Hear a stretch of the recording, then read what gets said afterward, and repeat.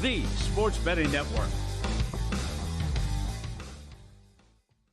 Follow the money. That's what I always say. You always follow the money. Yeah. This is Follow the Money with Mitch Moss and Paulie Howard on VSiN. Here we go. Welcome in. It is Follow the Money on VSiN, the Sports Betting Network. Mitch Moss, Paulie Howard with you live in downtown Las Vegas from the Circa Resort and Casino. Very busy 3-hour program lined up today. Pat Forde on the program coming up in 30 minutes on the Sweet 16. Julian Edlow in studio. Best bets from him a little bit later on. And Bruce Marshall, same thing on the Sweet 16. And that is where we begin from last. Let's talk a minute here about what happened last night, digest it, and maybe get into the Saturday games before we hit tonight's card. Yeah. It looked like it was going to be a dud night in the Sweet 16. And here's an example that I can share with you. Yesterday, my wife and I, quote, celebrated our 15th anniversary. Our little fella is a little under the weather, so we really didn't do much. What's his kid sick again? I can't, you're going to feel so bad for him. Okay, I'll tell you. Oh, what? 75 degrees outside in Las Vegas. We think we have the house completely baby-proofed, right? That's not hot. That's a nice day outside. He's out in the front patio with Lorraine. He's playing in the dirt. He's watching her put the, water the flowers, whatever. She's looking right at him. He puts his hand down on like this black tray that we have on the couch. Totally innocuous, right? Puts it down for a split second. She's looking right at him. All of a sudden, he loses his mind for an hour. It's fire hydrant red. He gets blisters, 2 on his palm and all 4 fingertips up here. She's panicking. She's texting me during the show on Monday. I'm like, what the hell happened? She had to take him to the burn unit yesterday. What? I swear to God. And when that happens, they brought in a psychologist. Right? They asked her if she's the one who's burning him. Oh, my God. That's what Sorry, Yeah. I said something, but no, that's where we're at. What? So the whole week now, her birthday was Monday, anniversary yesterday. The poor kid burned himself. Something we would never think about ever. And she touched it, and she's like, I guess that's warm, but and they think it's on an inside job. Well, they talk to everybody at the burn center, I guess. Oh my God! It goes that way when you bring in. He's not even a year old yet. So all year we can't do. Just like, oh my God, I feel so bad for the little guy, and he's been a complete trooper. And again, she touched it, but that tells you how sensitive baby skin is, and you think you have the whole house baby-proofed, and then something like that happens. So anyway, It's her anniversary last night. He finally goes to bed, which has not been easy. He's been in a lot of pain. It completely sucks for him. She comes in, goes, can we watch a TV show pretty soon? I'm like, yeah, these games suck. I'm going to turn this game off in a couple of minutes. That's when Arkansas had Texas Tech down by 16 with like no time left. 45 minutes later, she's like, I got to go to bed. I'm like, I'm sorry. I know it's our anniversary. I have to see what's going to happen so I can talk about it on the show tomorrow. Yeah. That's what the night was looking like. And then all of a sudden, we got like a gift by that Duke-Arizona finish and then the other game. That's right. Yeah, but still, you got the you'll never see that again, what Alabama did. I mean, you had to sit there and watch every second of it, but how many threes? They broke the record with 7 minutes left in the game. I'm also surprised he took Sears out because he could have got the record held by Fryer as well. And I remember watching that game where I was in the armpit of the world against Superior, Wisconsin. Loyola Marymount beats Michigan, the defending champs, 149-115. Yeah. Oh, that team was fun. And their best player, of course, passed away earlier in the season with Gathers. And then you knew it was going to happen because they kept showing Calipari 35-0 up 6 or more at halftime in the tournament. And you just couldn't put them away. Yep. Couldn't put them away. Here's a 3. Here's a bad possession. And Texas Tech does the incredible. I can't believe they came back to win that game. And Arkansas lets that one slip away up 13 with 4 minutes. Were you paying attention to the live odds? Not that one. I was Duke in some of the other games, too. Yeah. Like the Duke game, the Alabama game, they just couldn't put the total high enough. Arkansas got to, this is like, as the lead was growing, they were minus 3,500 to win the game outright on the money line. They got to minus 5,000. It could have gotten bigger. I just stopped paying attention at that point. And then that's a typical performance from a Calipari coach team.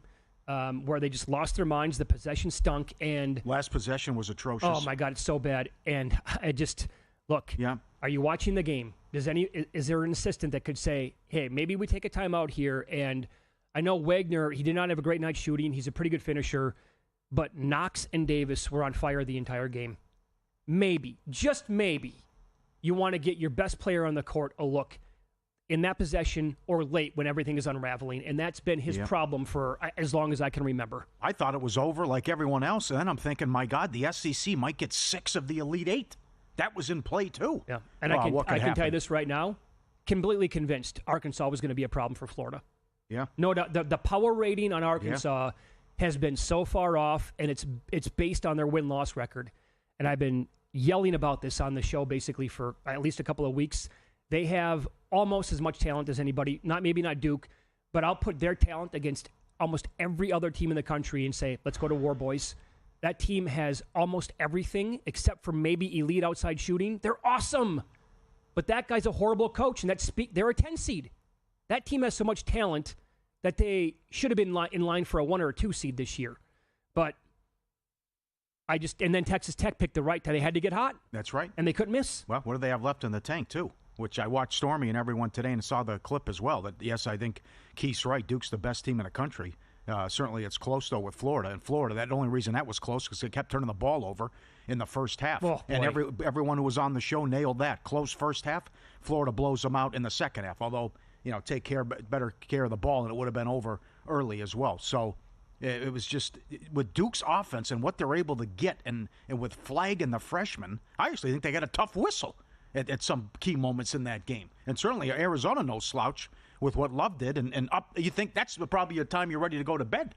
Duke's up 19. How do the games run into each other? That's another thing. We hit halftime at the same time, I know. And they come down to the wire at the same time? Yeah. What are we doing? Anyways, Duke's up 19, and Arkansas's got a comfortable lead. You're thinking, this is rough. We can't get every game goes over, but we can't get a close game, and then the miracle comeback. But it was just between what Alabama did to start, how Florida took them apart in the second half, how crazy the game was from an in-play standpoint, 193, and Duke's up 19 and can't cover, and then the miracle of all miracles with Texas Tech. Yeah, I mean, Duke was absolutely phenomenal last night on offense. They shot 60%. Cooper Flagg was phenomenal. Kid is so good. I don't know how he's not going to be a good pro, right? I've said that about other guys, though, who really never panned out. But the story of the night was absolutely the Crimson Tide. I mean, 25 three-pointers. Now, the problem is, and people are betting like it's not going to happen again, right? Because Duke, touching 7.5 after the opener here? Yeah. But, I mean, what are they going to go in this game? Are you going to be surprised if they go 7 of 28 from 3? I won't be. I mean, save some of that maybe for this team, but to expect a hot shooting performance again against Duke, who is very, very good and elite defensively, man, that's probably not going to happen. I mean, that team beats anybody in the world last night from any year in college basketball. No, 25 threes out of 51 attempts. You're not going to beat that team, no. But they're also not going to repeat that performance. Well, here's what would concern me, though. That number one. Number two, I had BYU, but I don't feel bad about it. Can't. They almost scored 90 points. They made 1 3 in the first half. They had 13 offensive rebounds. A good shooting team went 6 of 30 from 3. Yeah. Can Alabama get any stops? And I don't think it's going to go well against Duke. Now, what do you make of the total now? Okay, so another story about this game last night.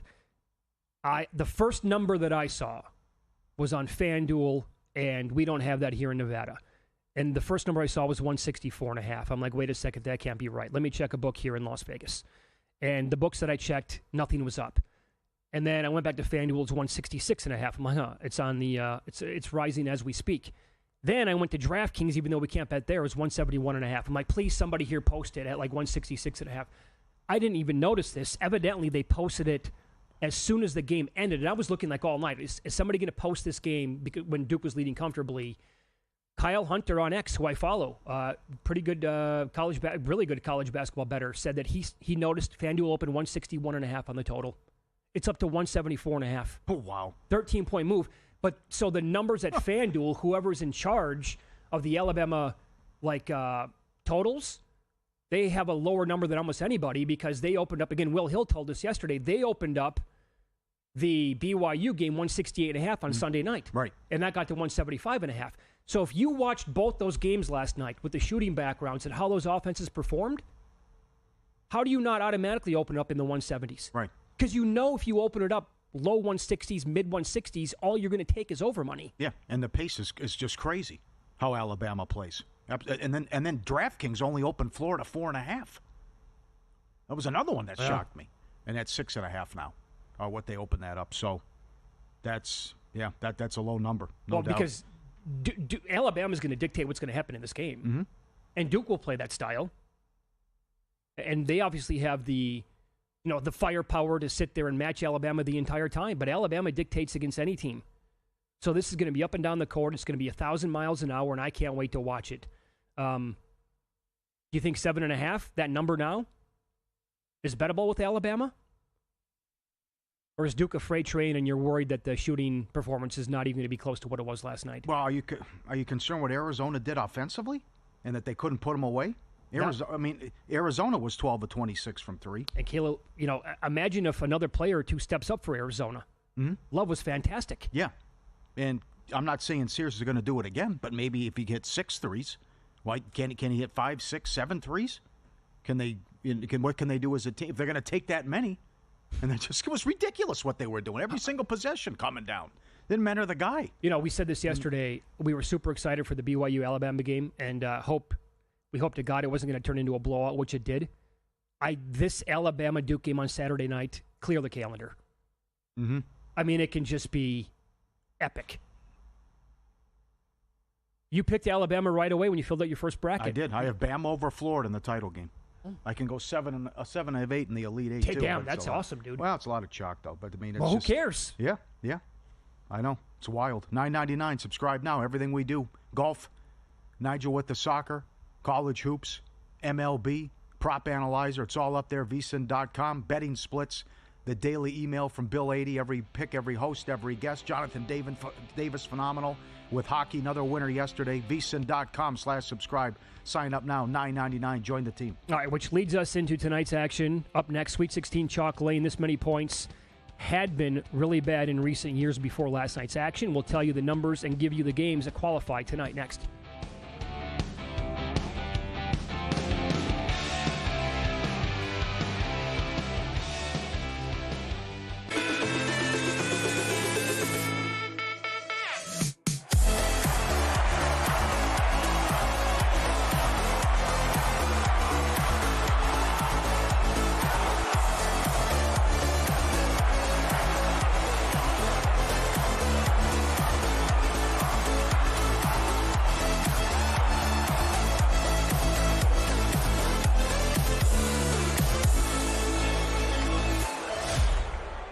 So, Paulie, have you had a chance to read the VSiN Daily yet? Yeah, came in at 3 a.m. What's Bill doing up that late? Well, rumor has it, it starts off with a 12-hour meditation session.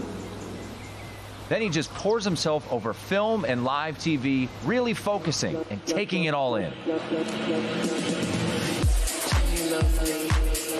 Bill's in with the biggest insiders, talking trade secrets, strategies, the whole nine, absorbing the info. And then and only then can the writing process begin.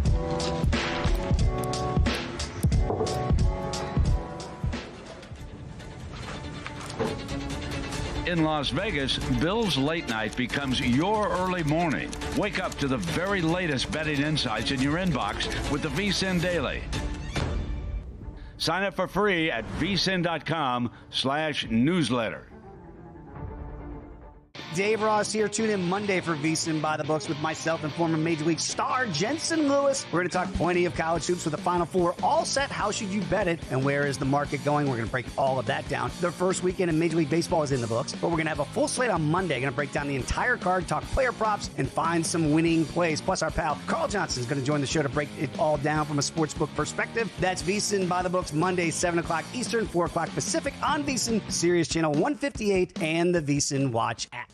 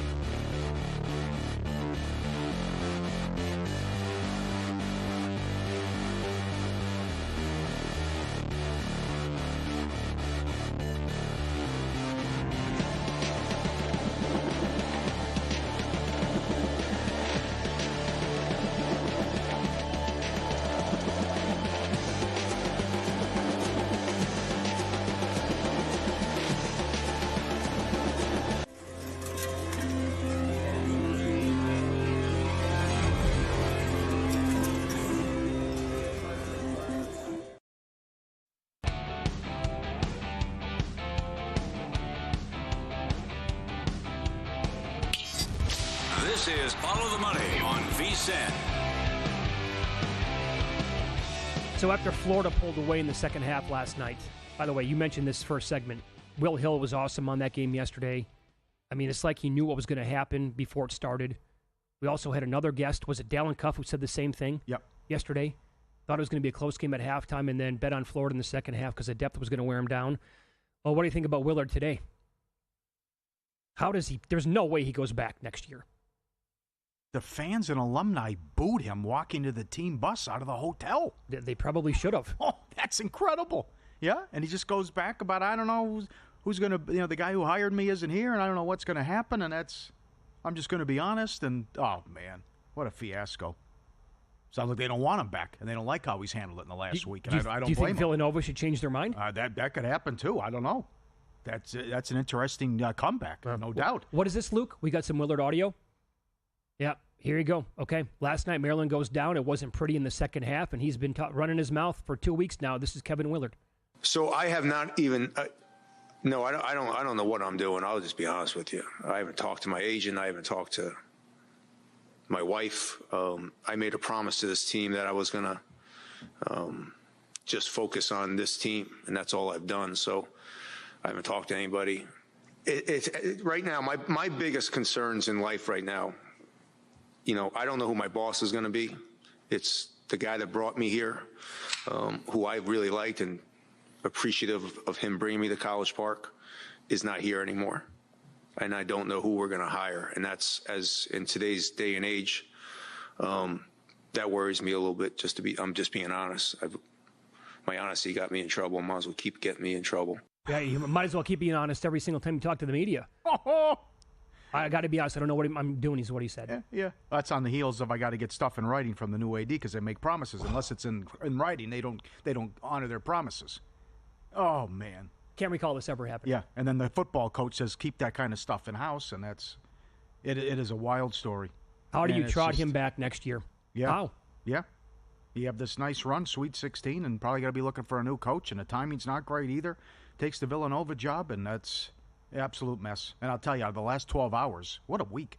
What a day. Even the last 12 hours, the two craziest stories are probably NBA related, though. The Laker loss, and then what happened today. The Grizzlies fired their coach with less than 10 games left in the season, and they're a top 5 seed. Can you believe this? I can't believe this either. This doesn't happen. Shocking. Yes, it is. This late, you have a good record, your star player never plays. Oh, it's the coach's problem. We're going into the playoffs with a new coach, interim. Okay. By the way, hasn't the NBA world thought that Jenkins is like a really damn good He's coach? respected, yeah. Yeah, that's exactly right. The timing on this thing is just, wow, okay. They expect like a new guy to come in and like make a push this year in the playoffs? Now they were tied. Do you see what happened last night, by the way? Side note. Tied. This just tells you about how good Oklahoma City is. That game is tied like late. Then a 13-0 run. Open it up, and I think it was 25-6 to close the game.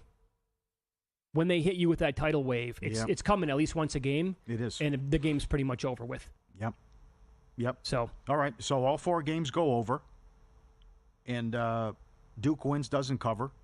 Florida covers no problem. We get the craziness with Texas Tech and what Bama did. So what are you thinking today? Is it more SEC dominance?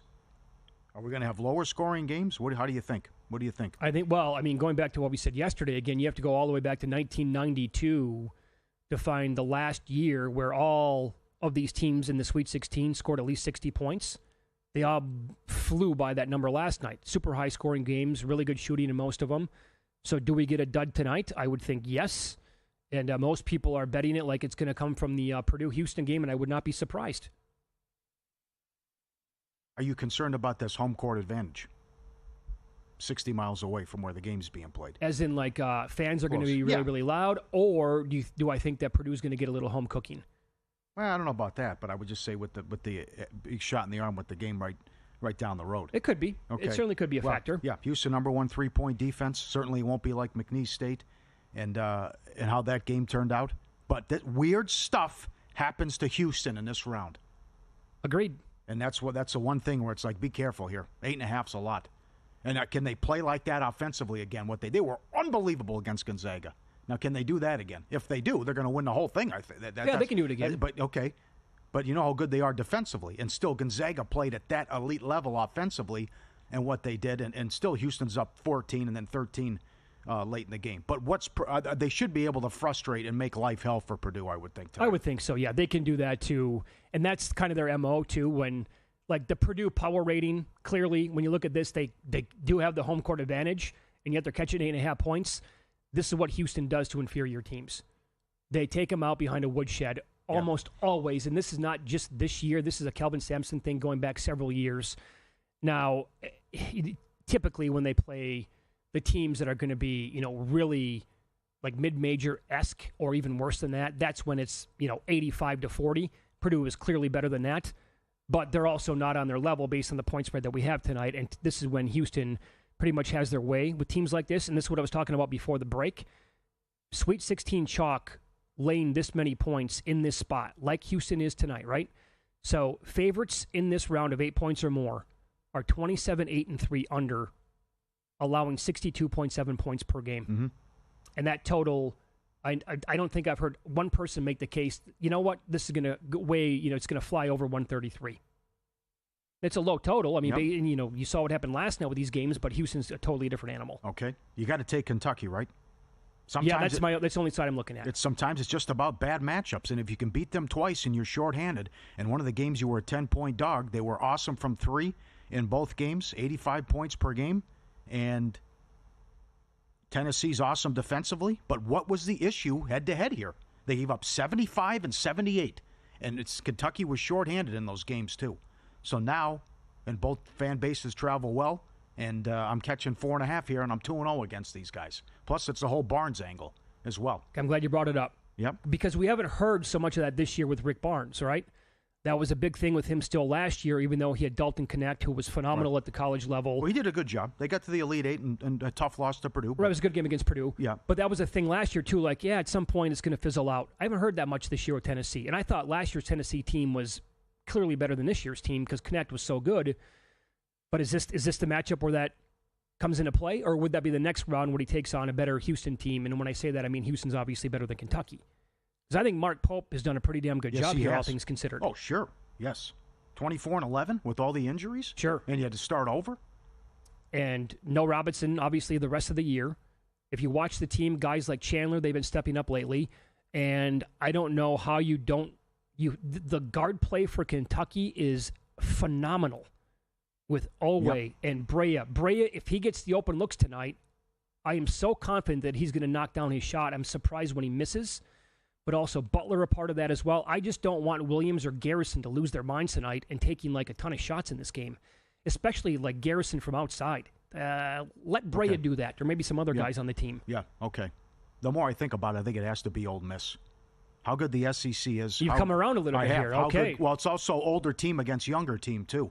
And I was a little freaked out that New Mexico was up 10 on Michigan State as well and outplayed them in the first half. So... Again, they're playing their best ball at the right time.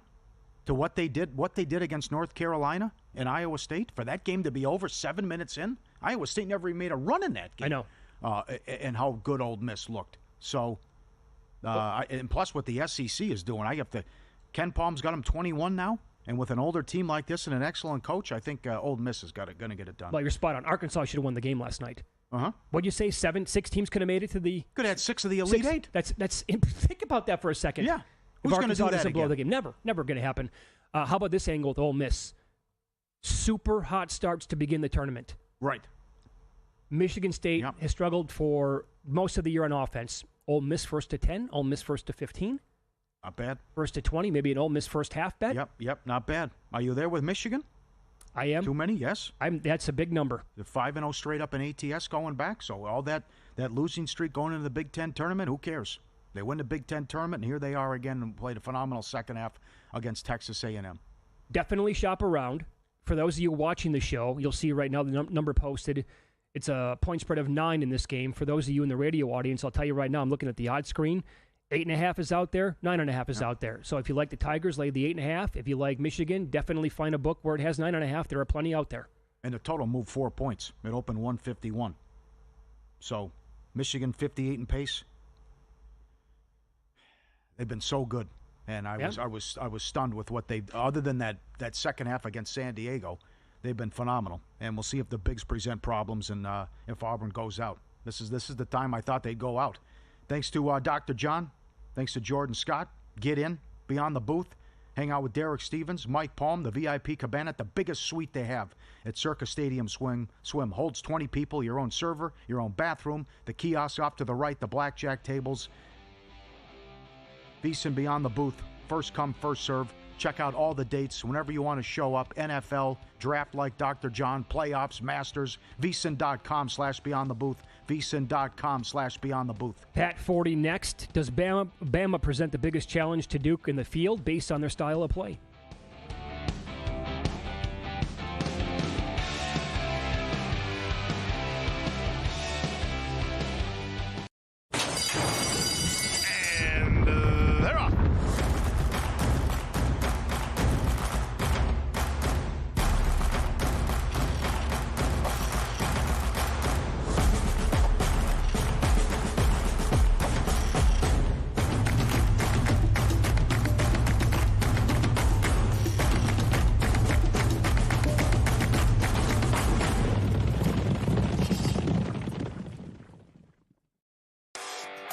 Just $9.99. VSiN's got you covered for March Mania with a VSiN Pro subscription.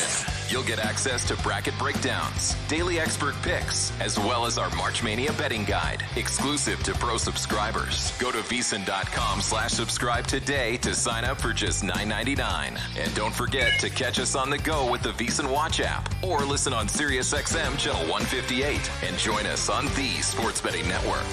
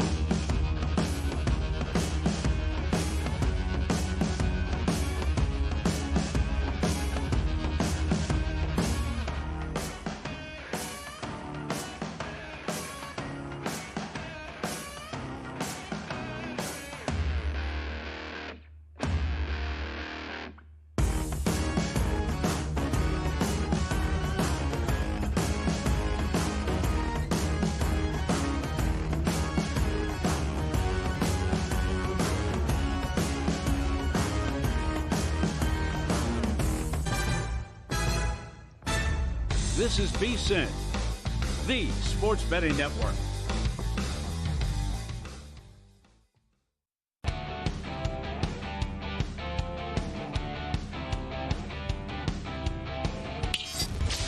This is Follow the Money on VSiN.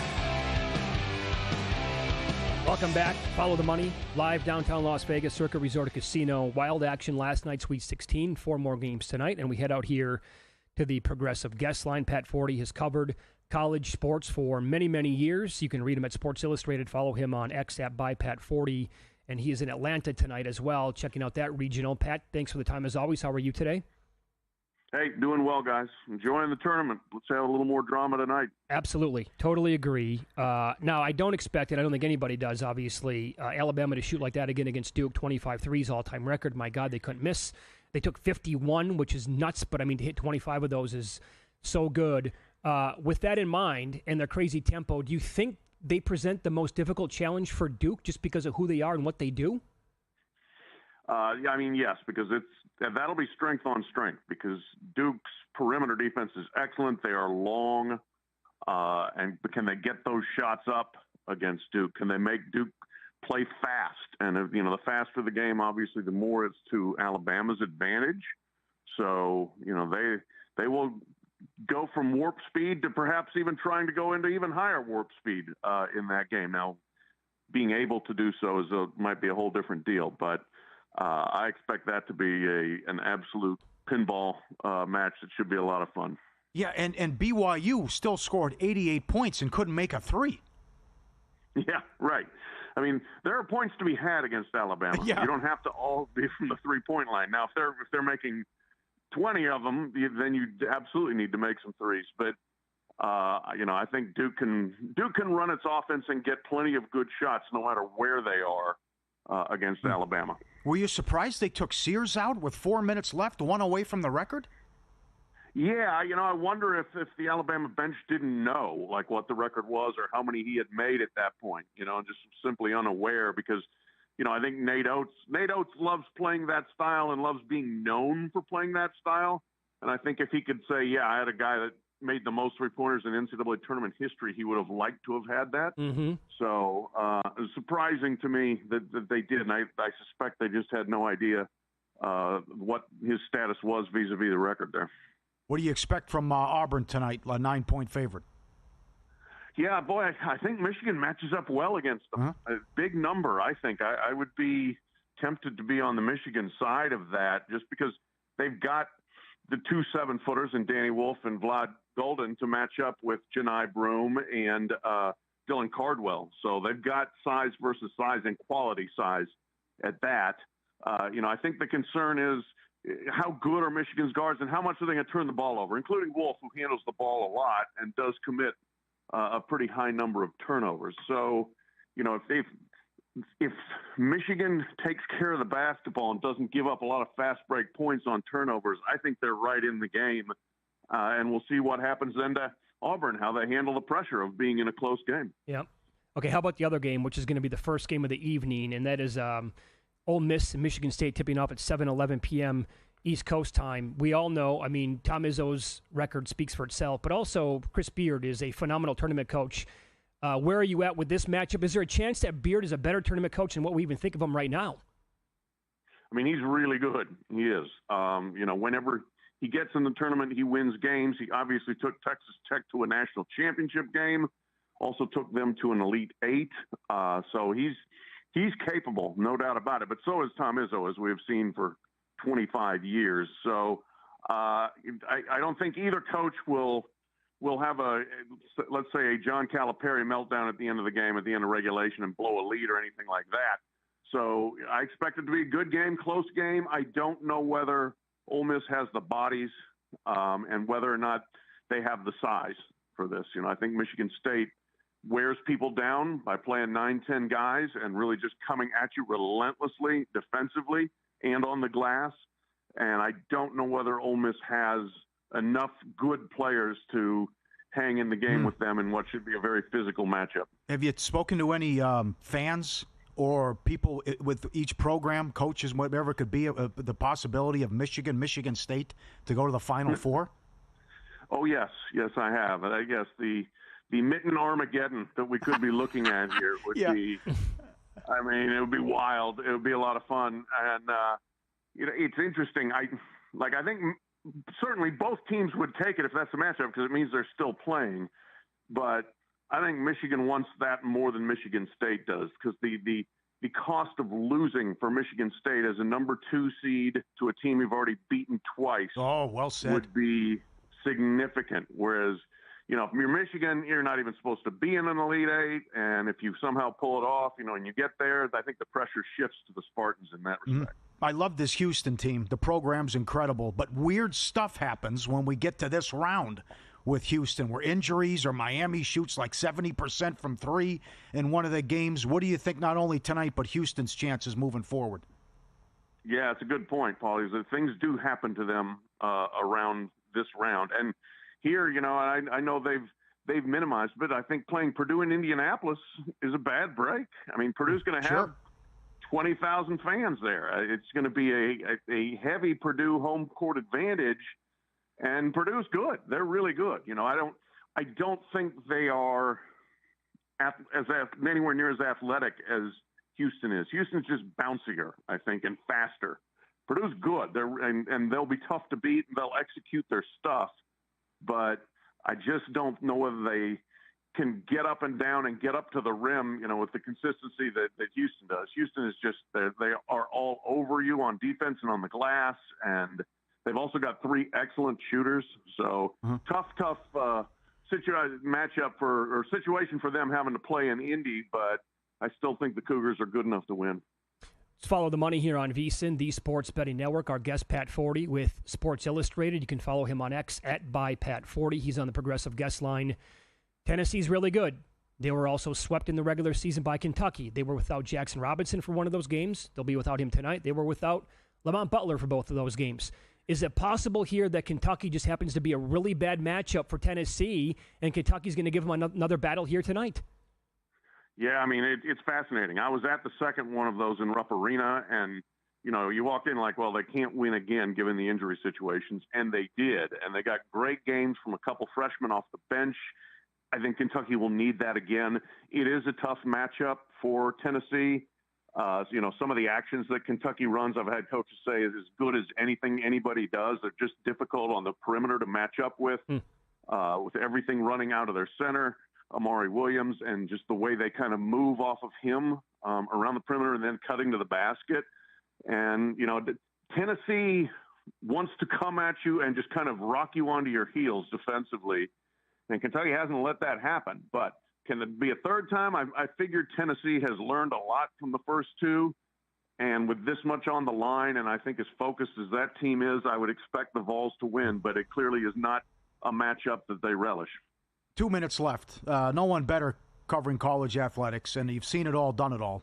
Willard taking his team ready to play a Sweet 16 game, which they haven't won since 2002, getting booed by the alumni and fans walking to the bus and all week trashing his university. Where does this rank for you? It's a weird one. Very weird, Like, if I'm Kevin Willard, I'm sitting there saying, well, that Villanova offer better come through because I don't know whether I can go back at this point. He was very public saying, we need this, we need that. We don't have enough of what it takes to be nationally competitive. And then out of both sides of his mouth, I'll say, I love it here, and our donors are great, blah, blah, blah, blah, blah, but we need more. I think most of the fan base kind of just assumed that, well, he's leaving, and so they're soured on him. But I'm waiting. I mean, we haven't heard anything all day today. And if this was going to happen, you would think it would happen quickly. But we'll see. We don't know for sure what all is going on behind the scenes there, but he's kind of put himself in a position where he's got to be sitting there saying, well, Villanova, kind of need you to come through with that offer because I can't go home again. Oh, man. By the way, to close up shop here, Pat, can we do something about the timing of the transfer portal as well? Need to. Absolutely need to. That's what's driven, I think, a lot of this stuff to happen publicly and prematurely during teams' seasons. We saw that with Will Wade and with North Carolina State. We saw with Jay Lucas leaving Duke to go to Miami. Nobody is waiting anymore until the season is over to have to do interviews. I know for a fact that coaches are interviewing either face-to-face or on Zoom with prospective new employers while their season is still going on, because of the reasoning is, look, we've got guys that are trying to leave. We need a coach now. We need to have our portal stabilized. So the timing of it is bad, and this is what is the byproduct of it. And so from that standpoint, if you're Kevin Willard and if you're Villanova, you're like, look, sorry, but we got to do it this way because we've got to know who our players are for next season. Spot on. Pat, you're the best. Love talking to you. Enjoy the games tonight. All right. Thank you, guys. Thank you, Follow sir. Pat on X at @Pat40. Read him. He's phenomenal. Sports Illustrated. Win some, lose some next. Several bad beats last night. A doozy in the tournament, but nothing compares to what happened in an NBA game.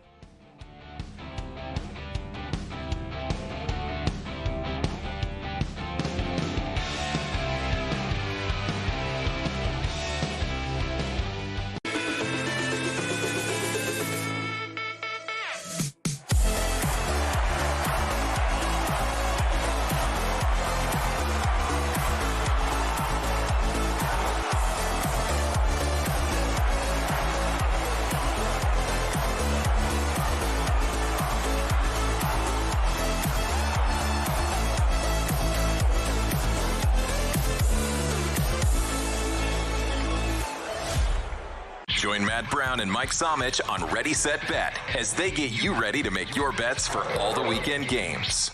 We're going to be at the end of this thing with money guns, or I'm just going to be like, begging people for change out on Fremont Street.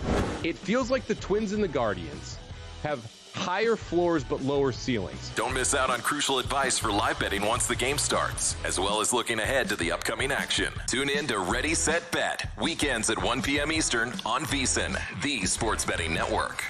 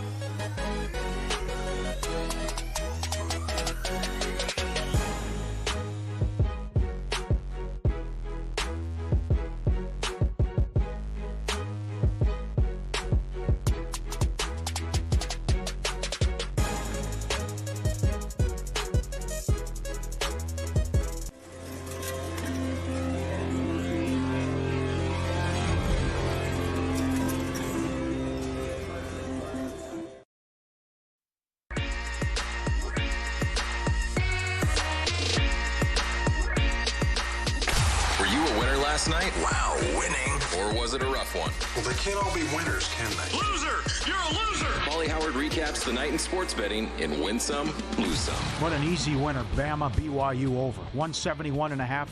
As Will Hill said, one book opened at 168 up to 175.5. I saw as high as 202.5. I'm sure it was higher than that, but Alabama sets the record for threes with 7 minutes left. 7 minutes left. That Loyola Marymount team was no joke. That's all they did. And they won 149 to 115 in that game in the opening round when they beat Michigan and they set the record. And Fryer hit 11 of them. Jeff Fry. Fryer, whatever. Yeah, okay, yeah. Thank you. 11. Yeah. Think about that. That's I can't believe they took Sears was on 10 with 4 minutes. I know. They took him out. Do you remember the reaction to Marymount when they were making that run back in the 90s? Yes, it blew us all away. I couldn't believe that style. Then again, they're not on television. It's not like it was back in the day. No, I remember where I was when Gathers died. So imagine they went to the Elite Eight and lost to an all-time great team in UNLV, and the best player in the country that year, who they had, who led the nation in scoring and rebounding, died. Yeah. It was one of the most unbelievable. I remember that when we were 14, probably something like that, early high school. Yeah, junior high, I think. Still one of the greatest stories in sports that I can remember. It was so cool. Bo Kimball shooting the free throws left-handed to honor Hank Gathers. Yeah. And they went on that kind of a run. But nobody shot like that. Nobody shot that many threes. Nobody played like that back then. And that's why they just took the world by storm. And it was so much fun to watch. Yeah. Bam is very similar. Yeah. Florida 5 up to 7.5, no problem. And all 4 games go over last night. MLB, Gore, daily prop, most strikeouts, 50 to 1. Most runs, Orioles 14. It's highest scoring game, Orioles Jays plus 750. Mavs Magic under 219 down to 216. And the last 2 nights in hockey, overs are 12 and 2. Ooh. Thanks to Jonathan Davis. Subscribe, be part of the team, VSiN.com. Our radio and podcast friends, you always want to see these tweets and videos at Paulie Does Vegas on Instagram. Tweet at us, send them in, we'll put you on TV. It's that easy. Matt Devine, March Madness chicken sandwich bracket. He did it with his son. He had 7 spots, and Popeyes beat out Chick-fil-A for the best chicken sandwich showdown. I don't have a problem with it. I love that thing is enormous, that Popeyes chicken sandwich. Gotta be honest, I have not had the Popeyes chicken sandwich since it became all the rage. What was it, during the pandemic? Uh-huh. I think I've had it since. Okay. So it's that legit still? Yes, it is. Okay, good. Yes, right. it is. I go back and try it again. All right. Culver's is good. I appreciate the deeper menu at Culver's because everything is good there. Others saying Bojangles should have been on the menu in the bracket, but I think he's got pretty much everything covered there as well. Good job, Matt. Dog having some fun with pillows here? What he's doing? Standing by the door? And you're in timeout. Oh, no, he ripped the whole thing apart. Oh, no wonder why he's in timeout, standing in the corner. Looks like it's snowing in the living room. He took every pillow off the couch and he ripped it apart. Call him Scarface. Oh, look at his face. Yeah, I did that. What about it?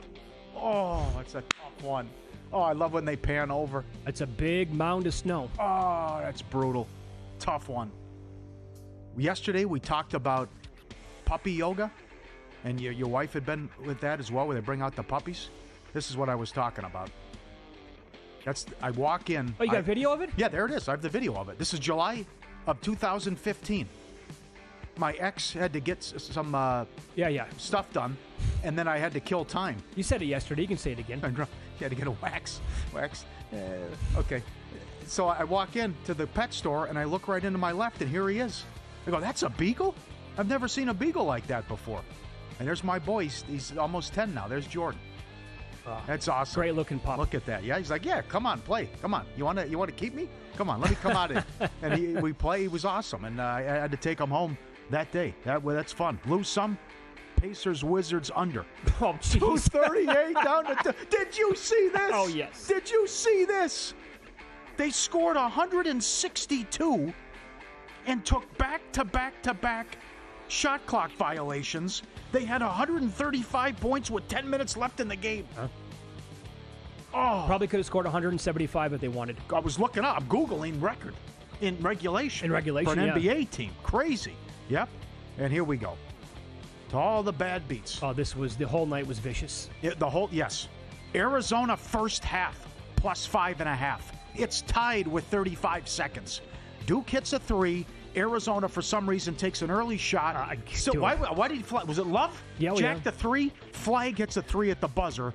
Duke 48-42 at halftime. Impossible. Arkansas money line, led by 13 with 4 minutes left. Cal had been 35-0 in the tournament when leading by 6 or more at the half. Tigers and under first 5. 1-0 in the fourth, 2-1 in the fifth, 2 outs, and Skubal gives up a home run. White Sox Angels under 7.5, 3-0 bottom of the eighth. No soup for you. Reds and under 7.5 was the total. 3-2 in the ninth. They lost 6-4. Pirates $1.50. 4-2 in the eighth. They blew it. Phillies Nats under 7.5. 1-0 in the seventh. Game explodes. And this is one of the worst beats I've ever seen. Was watching the game live. Lakers money line. They're a 4-point favorite. They're up 18 in the fourth quarter. The Bulls go 11 of 14 from 3 in the fourth. The Lakers go 1 of 8. But the Bulls scored 9 points in the last 10 seconds. Lakers are up 5. I don't know why LeBron helped on the guy and left, I think it was Williams, wide open. It's a bad job by LeBron. Bulls hit a 3, cut it to 2. So Lakers ball, no problem. Then LeBron with a lazy inbounds pass, stolen. White hits a 3. Redick draws up a great play out of a timeout. Reeves lays it in. Bulls out of timeouts. 4, 3. Giddey from half court. LeBron hand in his face. Nothing but net. See ya. Drive home safely. 9 points in 10 seconds. Bulls win. Got to be one of the worst beats of the entire year. Has to be. And I'll say this about the city of Chicago, awesome basketball town. How hungry are they and have they been for the Bulls to be good again? Right? They had that stretch with MJ. One of the best stretches of all time, any sports, if not the best. And then, remember how much they loved the Derrick Rose teams? Yes. They loved that guy. Yes. And that was a blue-collar team with Noah on it as well.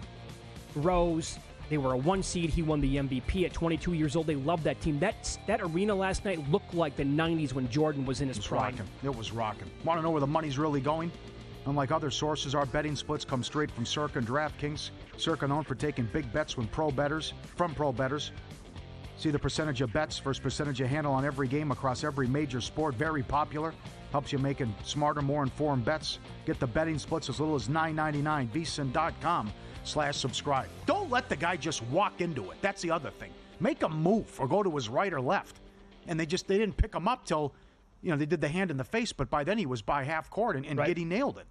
But it's just unacceptable. I know they were 11 of 14 from 3 in the fourth quarter. That'll never happen again, but you can't blow a lead like that. Now, how about this? Coming up, we do have 3 more games today, actually, in college basketball on the women's side. And so would you rather have the men do what the women do? Meaning, rather than go, because you were saying this, you were heated earlier in this hour saying, my God, both games coming to the end at the same time, halftime at the same time, what are we doing here? They spread out their games. Duke beat North Carolina earlier today. Top of the hour, South Carolina. They are the 1 seed in their region, taking on the 4-seeded Maryland Terrapins. South Carolina, a 1 versus a 4. They're favored 17 or 17.5 points. Oh. Now, shop around. You're not, I don't know. Maybe people are betting the money line. But at one book here in town, they're minus 4,500. Here at Circa, they're minus 2,400. Wow, to win the game difference. outright. And I see USC's only laying 1 against Kansas State. Yeah, 1 or 2 now. Oh. Yep, and UCLA plays tonight against Ole Miss. UCLA, obviously a 1 seed as well. They're 8.5-point favorites in this game. But 17.5. I feel like we should have some action on this game. Johnny, what do you think? Tips off in about 5 minutes. Luke, guys back there.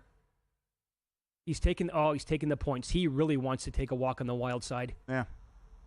I don't know enough about it. It sucks what happened to Juju. Did you bet the baseball game? This is something. The Rays playing at Steinbrenner Field. Not in this game, but I have some other action later on today. It only holds 10,000 people, and 19 of their first 22 games are at home. I get identical dimensions to Yankee Stadium. Right. But, welcome back, whiskey and a revolver, right? Half the runs scored yesterday were in the 7th inning or later. 9 blown saves. Relievers had an ERA of almost 6. No lead is safe. That's what we're going to have to do throughout the entire year. Just track the really bad bullpens. We'll be on live during a lot of these games during day baseball. It was ridiculous right? yesterday. And Pirates blow it, Reds blow it. It all happened like that. Here they go. They're you going to thought the pen Hader was again. going to blow it. Yes. A FIP of 5.6. Early April. Come on, down 2 runs. What does that mean? Yep. Bet the over. Bet the other team to come back and win. Whatever. Sorry, Luke laid 17 with South Carolina. I think. Is there a team total angle there? How about first half? Take the Maryland team total under? Ooh, maybe. 17.5 to go to the Elite Eight? Maybe. That's the spread? Yeah, yes. Oh, Sweet 16 game. I think we're going to come up with a bet during the break. We'll tell you what it is. They're tipping off. All Major League Baseball up next. We track the K and outs props for opening day. We'll give you a report next.